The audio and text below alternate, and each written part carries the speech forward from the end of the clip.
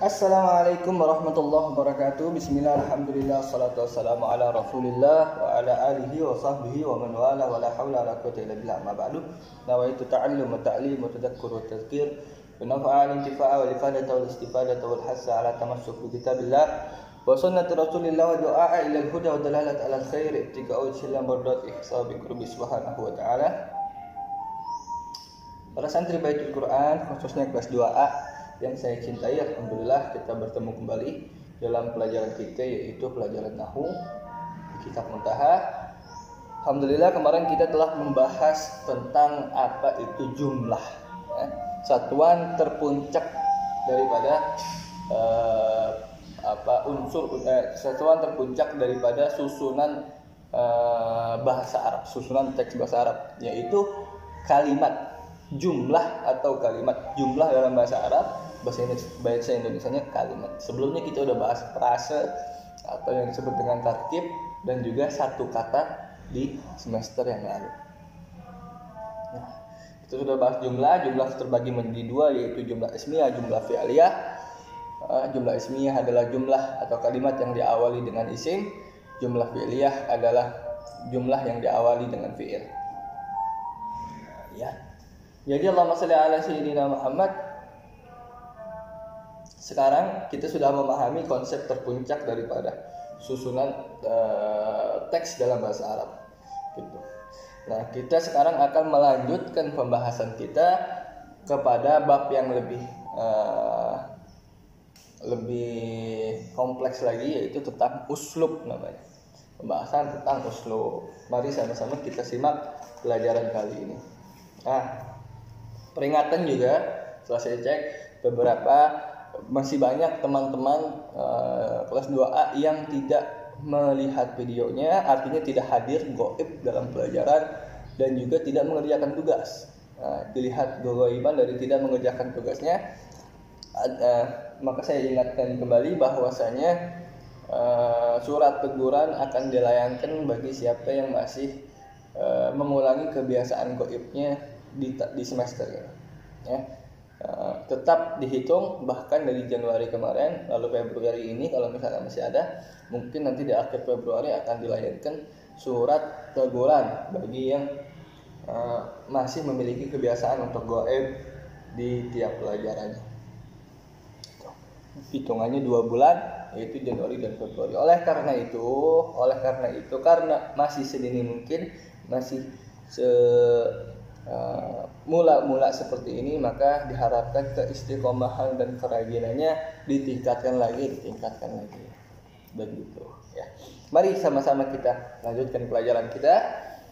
Dari pembahasan yang lalu adalah jumlah, sekarang kita masuk ke dalam bab yang ke-15, yaitu uslub. Nah, halaman 203 dalam kitab Muntaha, halaman 203, judulnya uslub bab ke-15. Apa itu uslub? Ada uslub ini barangkali juga sudah kita sering dengar dalam percakapan bahasa Indonesia, ya. Uslub, engkau menggunakan uslub yang seperti ini, engkau punya uslub kayak begini, engkau uslub begini. Uslub berbicaranya dia rada sedikit unik misalnya. Apa itu uslub? Uslub secara sederhananya adalah gaya atau model atau gaya. Misalkan tadi uslub berbicara, maka gaya berbicaranya adalah seperti ini. Atau uslub mengajar Ustadz Daniel adalah seperti ini. Maka uslub artinya gaya atau cara mengajar Ustadz Daniel atau gaya mengajar Ustadz Daniel adalah seperti ini. Uslub. Jadi secara sederhana uslub itu artinya adalah gaya atau model. Nah, kalau misalkan dalam pelajaran bahasa pasti tentunya adalah uslub bahasa atau gaya bahasa yang digunakan dalam suatu teks bahasa Arab. Jadi gaya, ya, ingat-ingat apa itu uslub? Uslub adalah gaya. Jadi kalau kebanyakan gaya namanya kebanyakan uslub. Ketika kita sudah sampai di sini, yakni sampai pada pembahasan tentang kalimat kemarin, maksudnya jumlah, ya, maka sebenarnya kita sudah sampai pada satuan puncak dari sebuah bahasa. Satuan puncak. Pemahaman konsepsi kata dulu di semester awal, kata, ya, pembahasan tentang sorof. Lalu frase, yaitu tarkib yang baru saja kita pelajari beberapa hari yang lalu. Tarkib idofi, tarkib isnadi, dan tarkib lain sebagainya. Dan kalimat dan juga kalimat. Baru kemarin kita pelajari kalimat atau jumlah, ya. Jumlah dalam bahasa Arab. Kalimat, tarkib, dan jumlah. Ini dalam bentuk yang sederhana sudah cukup untuk memahami bahasa. Nah, kalau kita udah paham ini dalam bentuk sederhana ini udah cukup untuk memahami bahasa. Kenapa? Karena udah kita pretelin atu-atu. Kata tuh begini, frase tuh begini, dan juga kalimat tuh begini. Udah, isinya cuma dalam teks bahasa Arab. Kalau nggak dia satuan kata, habis satuan kata terbesarnya menjadi frase. Kalau udah frase masih belum cukup, maka satuan besarnya lagi adalah kalimat. Itu udah puncaknya. Kalau kita udah paham ini, sebenarnya sudah cukup katanya. Artinya kita membahas bahasa Arab mulai dari satuan yang terendah, yaitu kata atau kalimah mufrodat, ya, yang kemarin. Kemudian berlanjut kepada frase, tarkib, dan disambung dengan kalimat atau jumlah. Maka kalimat di sini posisinya adalah menjadi satuan puncak untuk memahami sebuah ungkapan yang paling sederhana. Oleh karena itu, penjelasan tentang masalah ini sebenarnya sudah cukup sampai di sini. Namun ada baiknya dijelaskan pula tentang sebuah tema yang masih berkaitan dengan kalimat. Apa itu? Tema tersebut adalah pembahasan seputar gaya kalimat. Gaya kalimatnya, gaya bahasanya, atau gaya bicaranya, misalkan gaya teksnya. Namanya dalam bahasa Arab disebut uslub, gaya bahasa atau gaya kalimat. Pembahasan tentang gaya kalimat dalam bahasa Arab termasuk hal yang cukup penting, sebab keunikan sebuah bahasa yang membedakannya dengan bahasa lain justru terletak pada gaya kalimatnya, pada uslubnya yang khas. Maka belajar uslub atau gaya kalimat atau gaya bahasa ini sangat penting, karena kita bisa membedakan ini si fulan orang Jawa, ini si fulan orang Sunda, ini si fulan orang Batak misalkan. Itu dari gaya bahasa. Orang Sunda misalkan, contoh saja, orang Sunda sering ngomong misalkan, ini mah nggak ada mahnya, misalkan. Ini mah nggak bisa dilakukan, misalkan. Ini mah nggak bisa dilakukan. Oh, ada mahnya, berarti orang Sunda. Kita bisa bedakan dari cara bahasanya, dari gaya bahasanya, ada mahnya. Kamu mah gitu, ya, misalkan contoh. Atau misalkan orang Batak ngomongnya, bah, bagaimana bah? Misalkan ada bahnya, oh ini orang Batak, ada orang Batak. Atau misalkan orang Jawa, contohnya kalau orang Jawa, huruf belakangnya o, misalkan disiko tuh bahasa Minang. Apa tuh jadi rungokno, dengerin. Atau misalkan begitulah pokoknya seterusnya. Kita bisa mengetahui ini bahasa mana, ini orang dari daerah mana, dilihat dari gaya bahasanya, dari uslubnya, dan begitu seterusnya. Nah, Allahumma shalli ala sayyidina Muhammad. Gaya bahasa sebuah kalimat dalam bahasa Arab diistilahkan dengan uslub. Tadi bisa jelaskan. Ini namanya uslub. Gaya bahasa atau gaya kalimat ini namanya uslub. Uslub atau gaya bahasa kalimat dalam bahasa Arab ada 9 buah. Uslub ini ada 9 macam. Nah, kita perhatikan ini ke 9 macam uslub atau gaya bahasa dalam bahasa Arab. Ada 9. Ke-9 uslub tersebut akan dijelaskan sebagaimana berikut. Nah, hari ini insya Allah kita akan belajar tentang satu uslub dulu. Satu uslub yang paling atas, yaitu uslub syarat atau uslub syarti. Uslubus syarti, gaya bahasa yang menggunakan syarat dan jawab syarat. Nah, gaya bahasa yang menggunakan syarat atau persyaratan. Syarat apa? Logikanya syarat begini. Allahumma shalli ala sayyidina Muhammad. Misalkan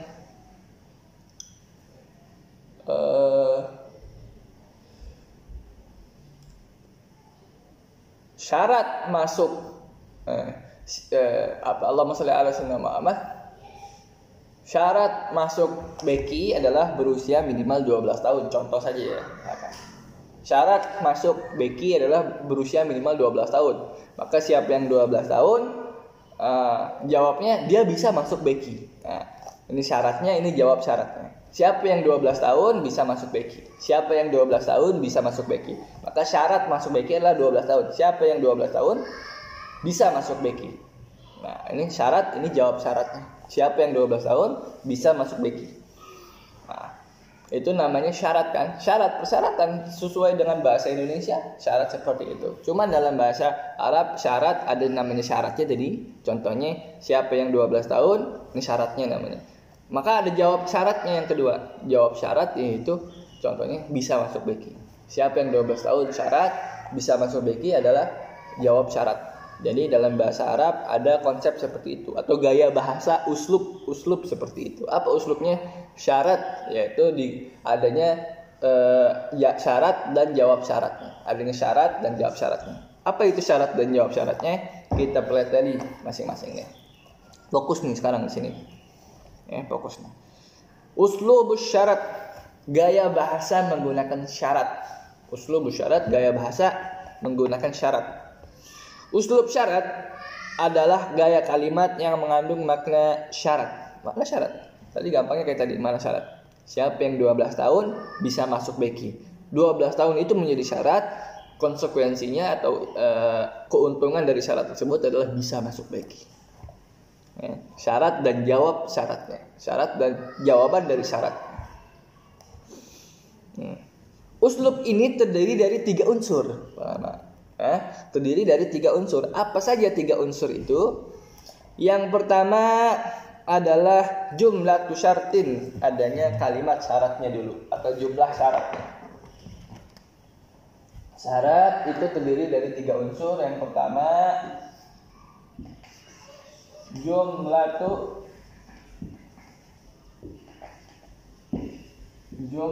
syartin.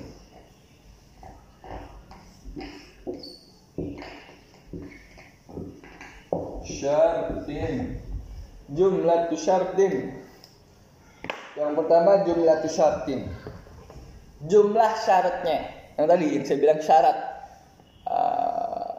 Siapa yang berumur 12 bisa masuk BEKI. Siapa yang berumur 12 ini namanya jumlah syarat.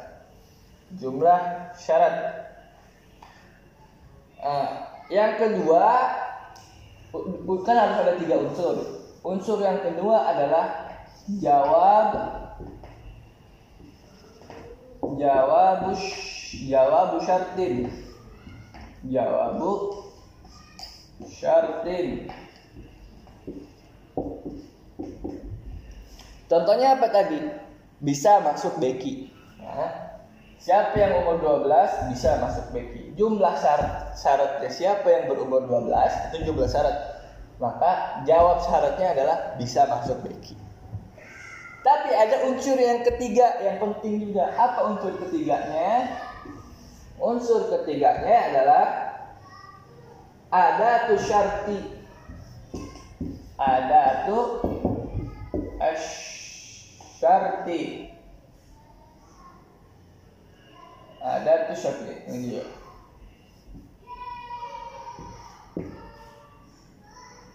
Adatu syarti.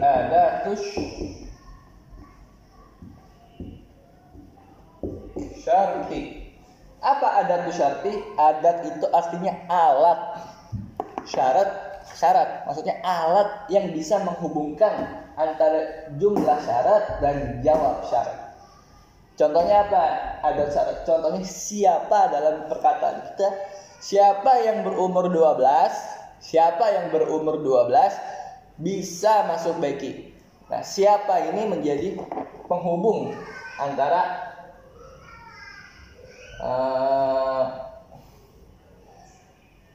jumlah syarat berumur 12 dengan jawab syarat bisa masuk BEKI. Berumur 12 bisa masuk BEKI, ini belum menjadi kalimat utuh karena nggak ada penyambungnya. Tapi karena ada siapa di belakang jumlah syaratnya, siapa berumur 12 bisa masuk BEKI. Nah, ini lebih enak dengarnya, maka siapa itu menjadi adat syarat, alat syaratnya. Itu sederhananya. Kita dengarkan lagi kita berikan contoh supaya lebih memahami. Dalam bahasa Arab sekarang contohnya. Contohnya kata sini kelihatan kelihatan.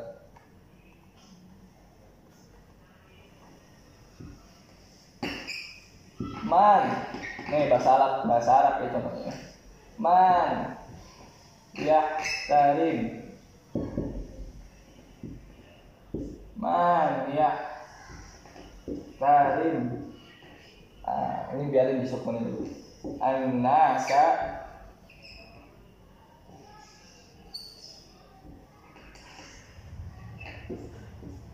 yahtarimuhu.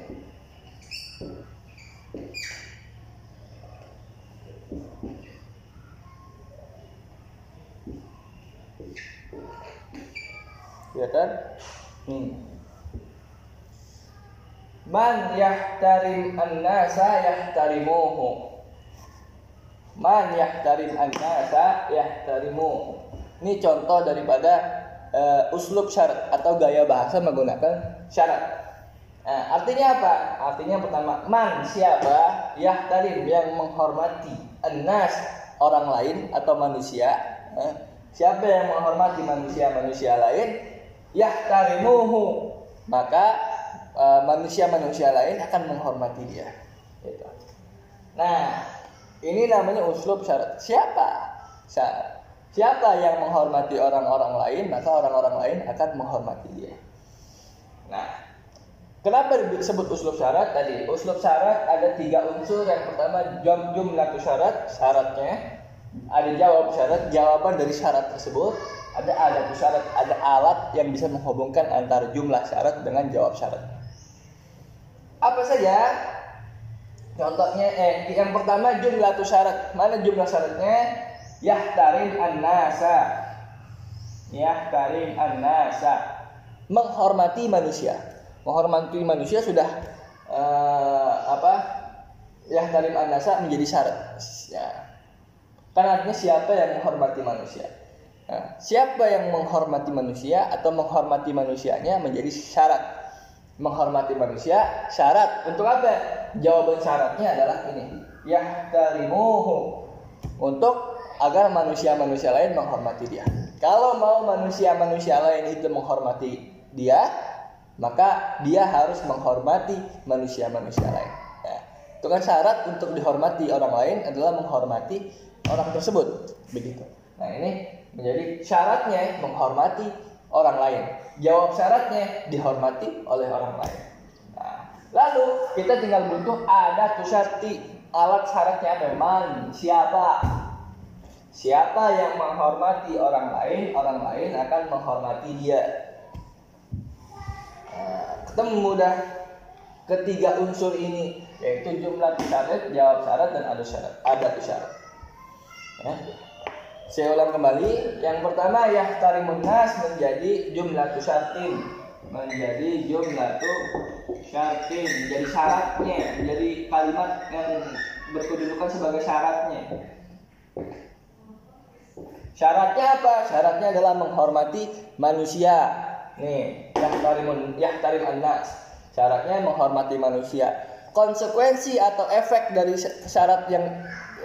syarat itu apa? Apabila syarat itu terpenuhi, yaitu menghormati manusia, apa efeknya buat yang menghormati manusia?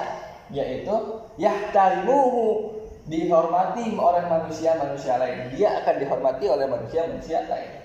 Maka ini jadi jawab syarat. Jawab syarat adalah jawaban dari syarat tersebut atau konsekuensi dari syarat tersebut. Karena kita menghormati manusia menjadi syarat, maka manusia lain akan menghormati kita.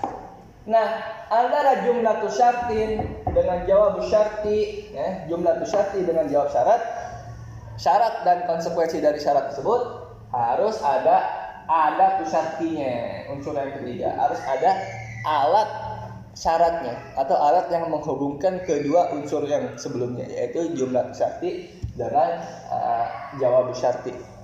Apa di dalam contoh ini ada syartinya? Ada syartinya adalah man, siapa. Nah, siapa ini menjadi penghubung antara jumlah syarti, yaitu yahtarim an-nas dengan jawab syarat, yaitu yahtarimuhu, menghormati manusia, maka manusia lain akan menghormatinya. Harus ada mannya. Coba kalau kita hapus mannya, yahtarim nas yahtarimuhu, yahtarim an-nas yahtarimuhu, menghormati manusia, manusia menghormati dia. Apa maksudnya? Tapi karena ada siapa yang menghormati manusia, man yahtarim an-nas yahtarimuhu, maka manusia-manusia itu akan menghormati dia. Itu. Jadi jelas tuh, ya. Ketiga unsur dalam uslub syarat, gaya bahasa yang menggunakan syarat. Harus ada jawab syarat, harus ada syaratnya dulu, jumlah syarat. Apa syaratnya? Syaratnya adalah menghormati manusia, contohnya. Lalu apa konsekuensi atau keuntungan yang didapatkan apabila syarat tersebut terpenuhi? Apabila kita sudah menghormati manusia, maka jawab syaratnya adalah yahtarimuhu, konsekuensinya atau jawab syaratnya adalah manusia-manusia lain akan menghormati dia. Nah, ini harus digabung dengan alat syarat, yaitu man, siapa yang menghormati manusia lain, maka manusia lain akan menghormati dia. Ketemu dah 3 unsurnya, itu dia.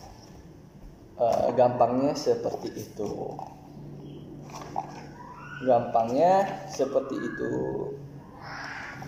Saya bacakan lagi. Ungkapan yahtarim an-nas pada kalimat di atas adalah kalimat syarat atau jumlah syarat. Yahtarim an-nas, yakni kalimat yang menjelaskan syarat yang dikemukakan penutur. Ketika orang Arab ngomong man yahtarim an-nas yahtarimu, kayak dia mengajukan syarat, hormati manusia. Nanti keuntungan buat kamu kalau kamu udah menghormati manusia, yahtarimuhu, kamu akan dihormati oleh manusia lain. Ya, sedangkan ungkapan yahtarimuhu adalah jawab syarat, yakni kalimat yang menjadi konsekuensi atau keuntungan atau akibat dari pekerjaan yahtarim an-nas, menghormati manusia. Kalau kamu sudah mengerjakan penghormatan terhadap manusia, maka manusia akan menghormati kamu. Itu jawab syarat. Nah, kedua ungkapan di atas, jumlah syarti atau kalimat syarat dengan jawab syarti atau konsekuensi dari syarat tersebut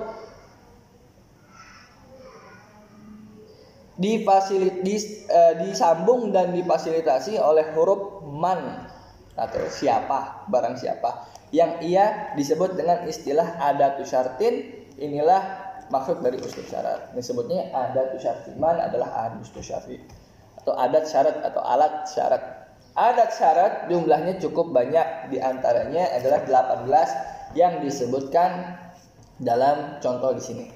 Apa saja? In, man, ma, mahma, mata, ayyana, aina, ainama, anna, haitsu, makaifa, ma, ayyu, laula, lauma, idza, lamma dan kullama. Artinya juga ada. In, jika. Man, barang siapa. Ma, apa. Mahma, bagaimanapun. Mata, kapan saja. Ayyana, kapan saja, dan seterusnya. Itu kamu bisa lihat semua contohnya adat syarat ada di situ. Contoh, saya kasih contoh. In, jika. Dalam Al-Quran dikatakan in ja'akum fasikun binaba'in fatabayyanu. In, jika, ini adat syarat, adat syarat. In ja'akum, apabila datang, ini menjadi syaratnya, jumlah syaratnya. Fasikun, ja'akum fasikun, telah datang orang fasik binaba'in dengan satu kabar, ini jadi jumlah syaratnya. Maka jawab syaratnya apa konsekuensinya? Fatabayyanu, maka tabayyunlah.